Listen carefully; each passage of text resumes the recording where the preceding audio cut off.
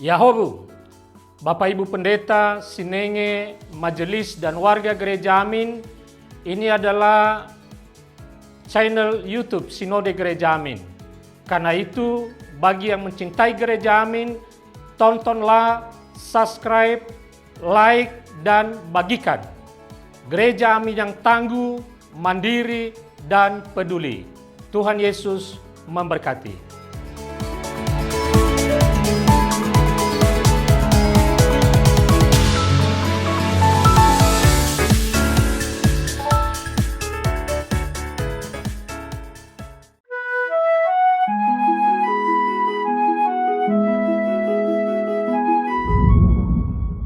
Sahabat Kebaya yang diberkati Tuhan, salam sejahtera untuk saudara semua. Senang dapat kembali menjumpai Anda dalam acara wasiat kekal berupa renungan firman Tuhan yang memandu, yang menuntun kehidupan kita. Saya Pendeta Arlianus Larosa. Renungan kita pada hari ini Rabu 1 Juli 2026 ditulis oleh rekan saya Pendeta A.C. Ason dari GKI Halimun Jakarta dengan judul Kecaman Kepedulian, yang dilandaskan pada Injil Matius pasal 11 ayat 20 sampai ayat 24, dan nas yang jadi pusat permenungan kita adalah Matius 11 ayat 20. Mari kita berdoa sebelum membaca Alkitab dan merenungkan firman Tuhan. Kita berdoa. Bapa di sorga, terima kasih atas kesempatan untuk boleh kembali membaca Alkitab, merenungkan firman Tuhan. Kami percaya lewat ini kami berkenan Engkau jumpai, menyapa kami supaya hidup kami semakin berkenan kepadamu. Terima kasih Bapa, dalam nama Tuhan kami, Yesus Kristus. Amin. Saya bacakan sahabat Matius 11 ayat yang ke-20, dengarkanlah firman Tuhan. Lalu Yesus mulai mengecam kota-kota yang tidak bertobat, sekalipun di situ ia paling banyak melakukan mukjizat-mukjizatnya. Sahabat, pernahkah saudara merasa sangat kecewa ketika nasihat saudara diabaikan? Misalnya ketika seorang teman terus melakukan keburukan meskipun sudah diingatkan berkali-kali, atau ketika seorang anak mengulang-ulang kesalahan yang sama padahal sudah diajari. Rasa kecewa itu wajar. Terkadang kemarahan atau kecaman muncul sebagai bentuk kepedulian. Hal ini bukan berarti membenci, melainkan sebuah harapan akan perubahan. Demikian pula yang dirasakan oleh Yesus ketika ia mengecam kota-kota yang tidak bertobat. Kecaman Yesus merupakan ungkapan kekecewaan sebab meski berbagai mukjizat telah dinyatakan di kota-kota tersebut, mereka tidak berubah. Kecaman itu menjadi peringatan keras bahwa dosa sangat berbahaya. Bertahan dalam sikap yang salah sama saja dengan memilih jalan menuju kebinasaan.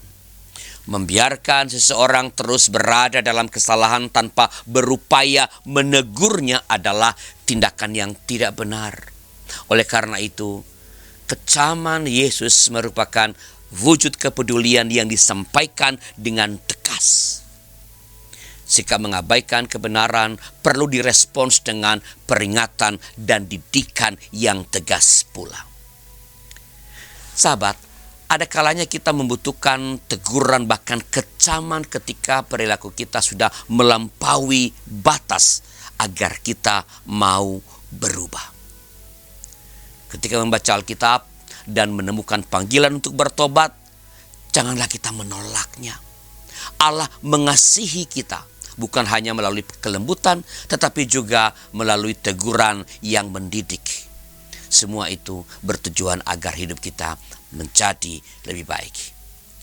Sahabat, bila Anda punya pengalaman ketika menegur seseorang dan ia tidak mengalami perubahan-perubahan dan Anda mulai frustrasi, nah apa yang Anda kerjakan ketika ia terus tidak berubah? Silakan tuliskan di kolom komentar supaya boleh menjadi berkat bagi para sahabat yang lain.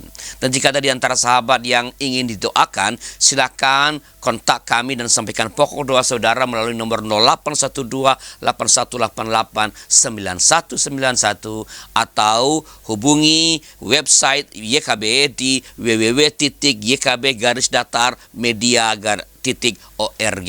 Di sana ada menu tentang permohonan doa. Tuliskan permohonan doa dan kami dengan senang hati akan mendoakan saudara. Mari kita berdoa. Ya Tuhan, terima kasih atas peringatan-peringatan keras yang memang terkadang kami terima dari Tuhan, untuk membuat kami sadar akan kekeliruan-kekeliruan kami. Berikan pun kami keberanian juga untuk menegur sesama kami dengan tegas ketika teguran-teguran lembut tidak lagi memberi dampak.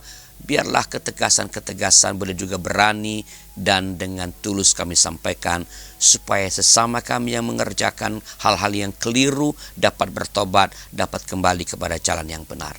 Terima kasih Bapak, kami berdoa bagi para pendidik, para guru-guru di sekolah. Beri mereka hikmat untuk menyampaikan teguran kepada anak-anak didik mereka. Di tengah-tengah sekarang begitu banyak orang tua yang dengan mudah melakukan tuntutan kepada para guru yang berikan teguran-teguran.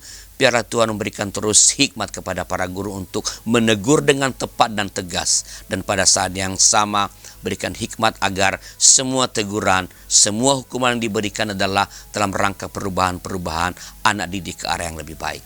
Terima kasih Bapa, berkatilah para guru-guru yang telah Engkau panggil untuk mengajarkan anak-anak, menanamkan disiplin kepada anak-anak, membentuk karakter anak-anak yang Engkau percayakan kepada mereka.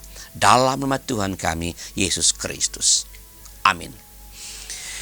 Demikian sahabat renungan kita pada hari ini. Jangan lupa subscribe, like, dan bagikan kepada sebanyak mungkin orang. Tuhan memberkati saudara.